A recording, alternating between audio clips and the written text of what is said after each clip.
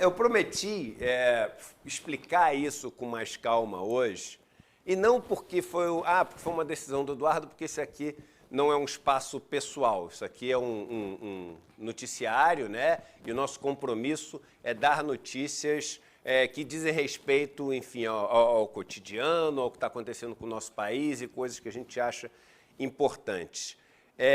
Mas essa minha decisão foi tomada por por uma coisa que é mais atual do que qualquer outra, talvez, que é essa explosão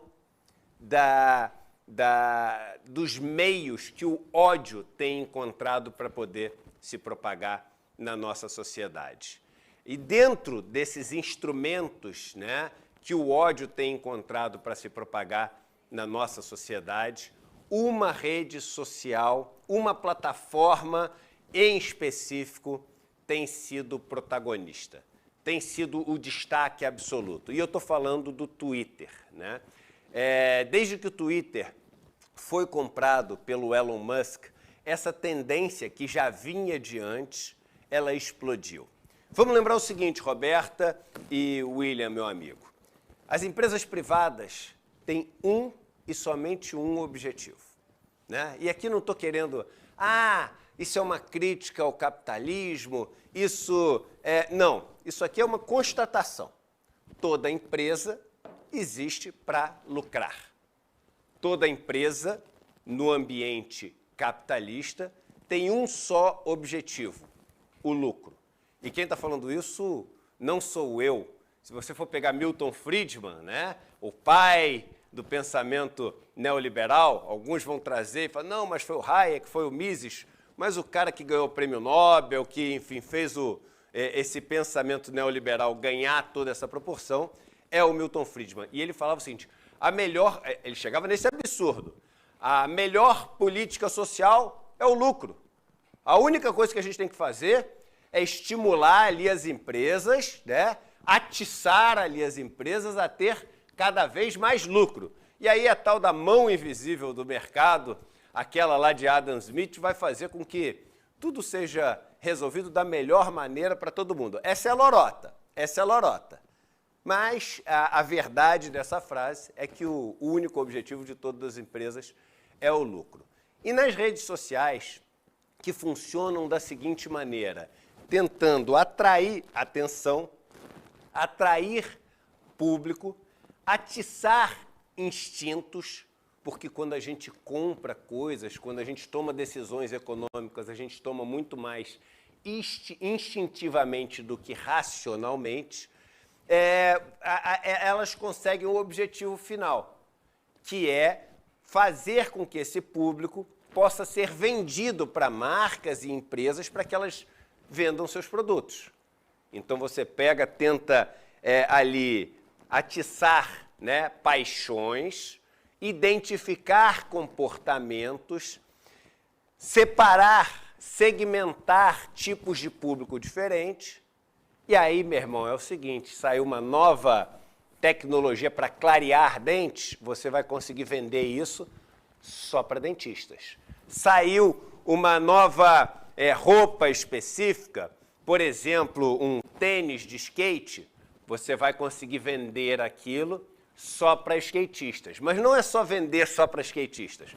Vender só para skatistas no momento em que aquele cara está apto a comprar. Ou porque ele assistiu um vídeo que deixa ele com vontade, ou porque ele está com uma emoção que é a emoção necessária para você impulsivamente comprar. Então, redes sociais precisam disso. De audiência, precisam de paixões que aticem um instinto e precisa de segmentar seus públicos para poder ter lucro. Essas redes sociais têm donos.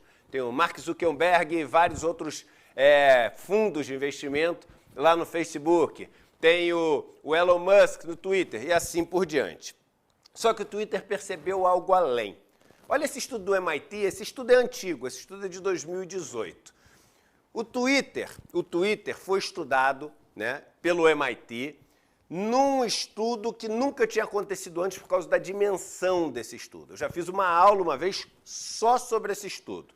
E esse estudo diz o seguinte, aqui está em inglês, eu vou traduzir para português. Estudo. No Twitter, notícias falsas viajam muito mais rápido do que as notícias verdadeiras.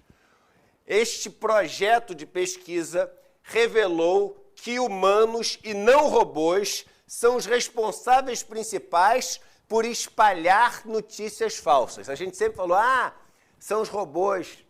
Não são os robôs. O MIT fez um estudo e as pessoas são as responsáveis por espalhar notícias falsas. Olha o que diz o estudo, eu vou fazer uma tradução livre aqui para vocês, e ele diz o seguinte: para conduzir o estudo, os pesquisadores acompanharam aproximadamente 126 mil, é o que eles chamam de fios, né? E cascatas.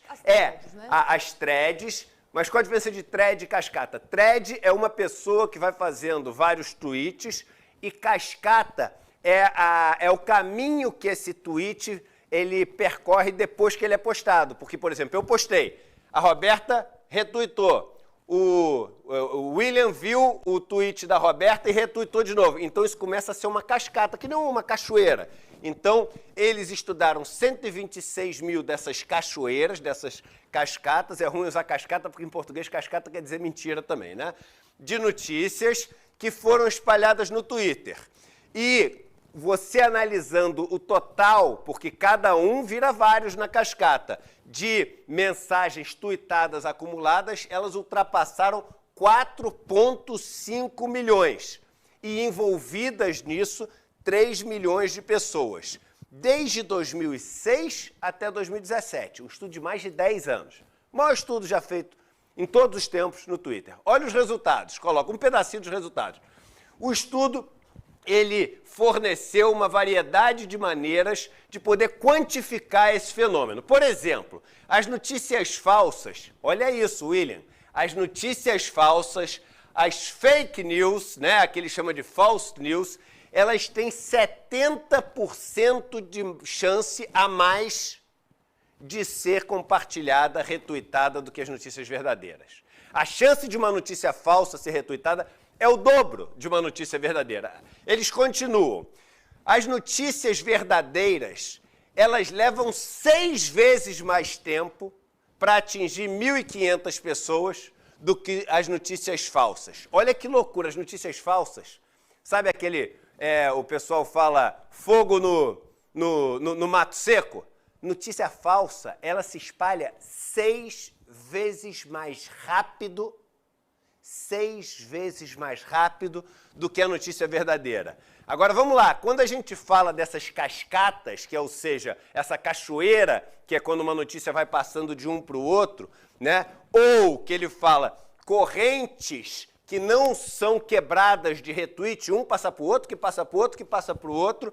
As notícias falsas, elas alcançam uma cachoeira que tem 10 vezes, de 10 a 20 vezes, de 10, of 10 about times, de 10 a 20 vezes, mais rápido e mais longo do que as notícias verdadeiras. Então, pode tirar da tela, só para a gente ficar aqui, o Twitter já tinha percebido o seguinte: meu irmão, nosso objetivo é ganhar dinheiro. A gente chega muito mais longe falsa. Questão ainda, quer ver? Põe aquele, eu acho que no último parágrafo tinha aqui. Só o último detalhe, que é importante também. Aqui, ó. Não, eu cheguei a mandar mais um textinho, acho que mandei, que é o que ele fala da parte política. Vamos lá. Não é esse não. Esse aqui é o negócio do New York Times. Então deixa. Ele ainda fala, tá? No final que eu li a matéria inteira, uma matéria grande, eu separei só isso para vocês. Ele fala o seguinte, que quando a gente está falando de notícias, no Twitter tem vários tipos de notícias falsas, tem as lendas urbanas, tem que a Terra é plana, tem, sei lá, que a vacina tem DNA, então tem 500 coisas. Mas a notícia falsa, que espalha mais rápido, que chega mais longe e que é mais poderosa, é a notícia falsa política. Percebendo isso,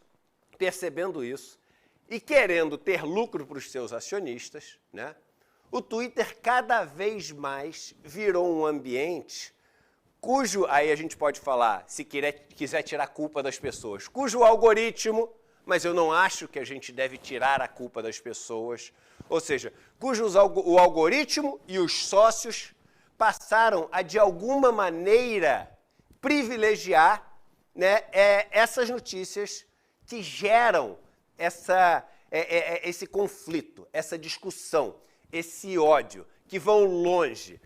E esse negócio começou a tomar uma proporção cada vez maior, até que o Elon Musk assume. Quando o Elon Musk assume, põe a notícia do New York Times agora, por favor. Vamos lá, põe a notícia do New York Times.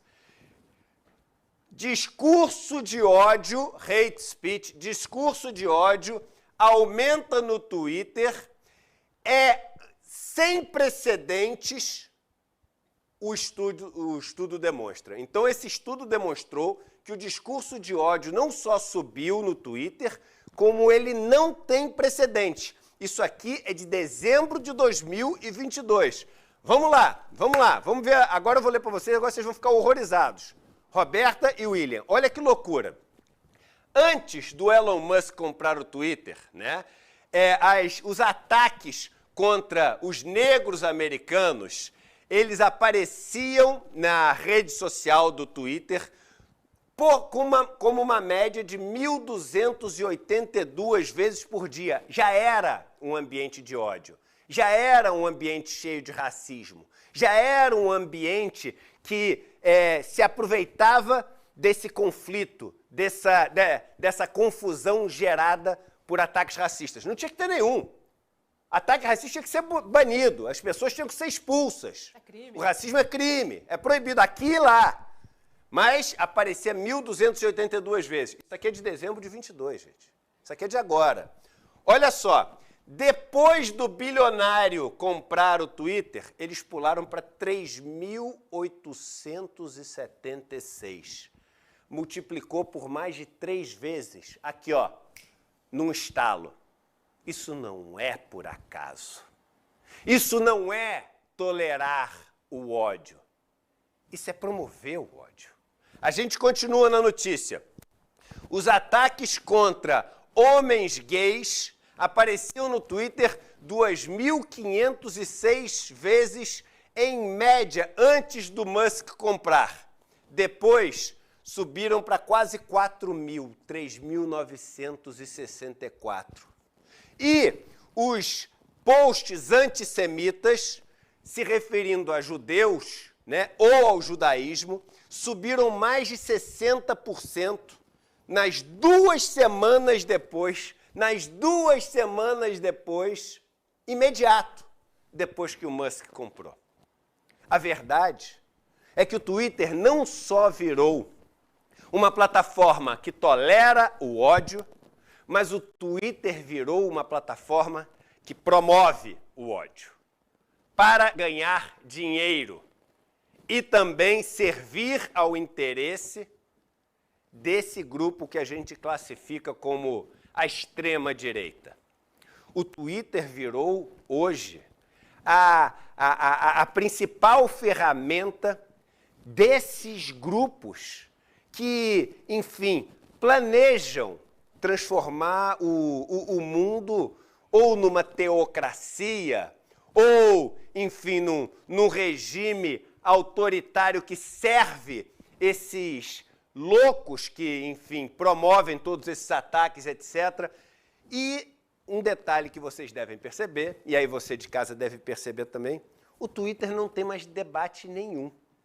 Ele surge como uma plataforma que é para ser um microblog. O que é um microblog? É um espaço onde você fica dando notícias curtas.